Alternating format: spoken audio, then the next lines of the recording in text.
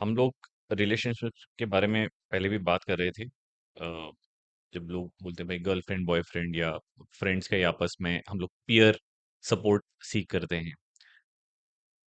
मैं थोड़े से एडल्ट या मेच्योर रिलेशनशिप्स के बारे में बात करना चाहूंगा। जब हम ठीक लोग है। बोलते हैं भाई मैरिजेस हो गई है ना? हुँ, या हम लोग बात करते हैं कि भाई इंटीमेसी कम हो गई है hmm, over the years in marriage, hmm, है ना? या फिर आपका कनेक्शन या बॉन्डिंग जिसको हम बोले हुँ, डीपर लेवल पे, हुँ, वो कम हो गया है। हुँ, एंड उसके कारण भी या उसका कारण मेंटल हेल्थ इशू भी हो सकता है। बिल्कुल।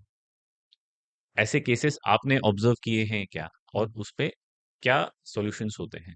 देखिए, ऐसे बहुत सारे रिलेशनशिप इश्यूज़ तो मेरे पास आते ही हैं, जिसमें कहीं न कहीं कोई व्यक्ति सफ़र कर रहा होता है उसमें, या दोनों सफ़र कर रहे होते हैं, जिनमें हस्बैंड वाइफ इंटीमेसी, बोथ? हाँ, हम्म हम्म हस्बैंड वाइफ भी हो सकते हैं, गर्लफ्रेंड बॉयफ्रेंड भी हो सकते हैं, जिनमें इंटीमेसी उतनी नहीं हो पा रही है। अब पहले बहुत अच्छा रिलेशनशिप था, अब टॉक्सिक रिलेशनशिप हो गया है। हम्म एक दूसरे के साथ रहना भी मुश्किल हो गया है। कई बार ऐसा देखने को मिला है कि वो ऐसे रिलेशनशिप भी मेरे पास आते हैं, जिसमें जो हस्बैंड है वो उम्र में छोटा है, हम्म वाइफ जो उम्र में बड़ी है। तो उस समय तो इमोशंस में आके नई एज में उसने कर लिया, बाद में जाकर उसको रियलाइज हुआ, हम्म तो अब वो उतनी इंटीमेसी फील नहीं करता उसके साथ। हम्म तो अब उसमें दूसरी चीज ये भी होती है कि उसके एक्सपेक्टेशन भी कुछ इस तरह के रहते हैं कि उसने क्यों किया।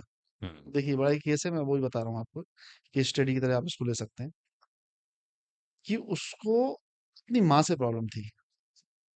ओके। माँ से उसको प्यार नहीं मिला, माँ उसकी बड़ी मैनिपुलेटिंग थी, या जो हस्बैंड था उ- उसका। हाँ, हम्म उसकी माँ को प्रॉब्लम थी। हम्म तो जो बड़ी एज से जो मैरिज कर रहा है ना, उसका रीजन उसके बैक में आप देखेंगे, बैकग्राउंड में वो है कि उसको उसको माँ का प्यार नहीं मिला।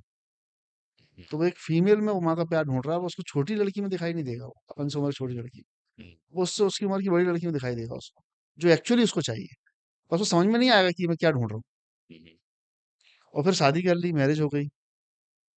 अब जब वो वाइफ तो हस्बैंड को चाहिए, उसको बच्चा थोड़ी चाहिए। तो वो एक्सपेक्ट कर रहा है वैसी चीजें जो माँ उसको केयर करती है, जो माँ अटेंशन देती है, माँ उसको पैम्पर करती है उस तरह से। तो वो उससे मिलेगा, मिल नहीं रहा उससे अब। तो फिर वो डिप्रेशन में आ जाता है, एंजाइटी में आ जाता है, वो उनके उस एडजस्टमेंट पर्सनालिटी शुरू हो से जाते हैं। एसोसिएट कर रहा है कि फिर मुझे भी ऐसा रिस्पॉन्स हाँ, मिलेगा। फिर इन लोगों के आपस में झगड़े होने लगते हैं। तो उस चक्कर में वो बच्चे भी प्लान नहीं कर पा रहे हैं। वो उसकी उम्र ऑलरेडी ज्यादा थी, वो और ज्यादा हो रही है, तो वो यही नहीं समझ पा रहे हैं कि हम ही अच्छे से नहीं रहे तो बच्चों को कैसे अच्छे से रख पाएंगे। पेट पाल लिया, तो पेट अच्छा। के साथ अब वो अपने जो इमोशंस हैं वो कहीं ना कहीं उससे पूरे पर बच्चा पैदा करने की हिम्मत नहीं कर पा रहे। तो एक एज के बाद वो हर चीज आती है। आप बहुत सारे ऐसे सिंगल लोगों को देखेंगे जिन्होंने मैरिज नहीं की है, वो बहुत कॉमनली आपको उनके यहाँ पेट मिलेगा, या डिवोर्सी ओके। हैं, हम्म। या मतलब सेपरेटेड हो गए हैं, या आप बड़े दोनों हस्बैंड वाइफ हैं, उनके बच्चे नहीं हैं। तो वो अपने वो इमोशंस वहां पर एक्सप्रेस कर देते हाँ, हैं, वहां से उनको अच्छा रिस्पॉन्स मिल वहां जाता से है। फिर उनको वो emotions वहां पे सूडो फुलफिल हो जाते हैं। रिस्पॉन्स। हाँ, सूडो रिस्पॉन्स, हाँ सूडो मोस्ट आइडियली ऑफ। तो सूडो रिस्पॉन्स ही हुआ। हाँ, तो पेट तो आपसे बात कर नहीं रहा है। और आप उसको टीडी बच्चे तरह करते देखेंगे आपको, हाँ। मेरा बेटा, मेरा बच्चा। तो वो सब ऐसे इमोशंस से, उस तरह के इमोशंस आप देखेंगे कि उससे वैसे ही इमोशन ट्रांसफर कर हो रहे होंगे वहां से।